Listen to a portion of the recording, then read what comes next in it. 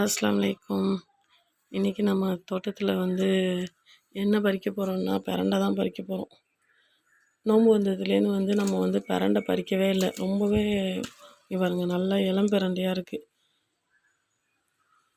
நிறையா இருக்குது பாருங்கள். நல்லா சூப்பராக ஃப்ரெஷ்ஷாக இருக்குது அப்படியே. இதை நம்ம கஞ்சிக்கு துவையெல்லாம் நம்ம செஞ்சுக்கலாம். அதோட நான் ஏற்கனவே இதில் போட்டு அந்த பாவக்கொடி எல்லாத்தையுமே எடுத்து போட்டுட்டு புதுசாக அதுலேயே விதைப்பட்டு முளைஞ்சது தான் இதெல்லாம்.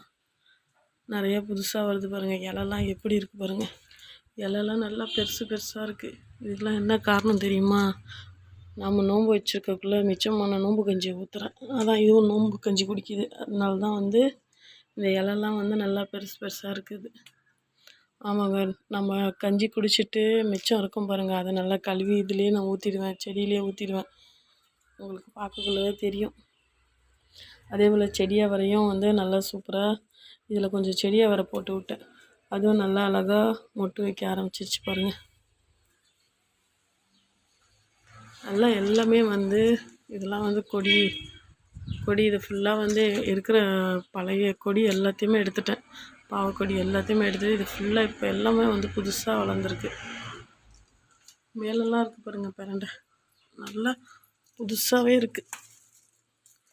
எப்படி இருக்குது பாருங்கள். இந்த பிரண்டை உடம்புக்கு ரொம்பவே நல்லது. விட்டு நான் எல்லாத்தையுமே பறிச்சிடும் உங்களுக்கு. நமக்கு இது மட்டும் போதும். இது தேவைக்கு இது போதும். இதுக்கு மேலே பறிக்க வேணாம். இதில் பிரண்டை சட்னியும் செய்யலாம், துவையல் போலவும் செய்யலாம்.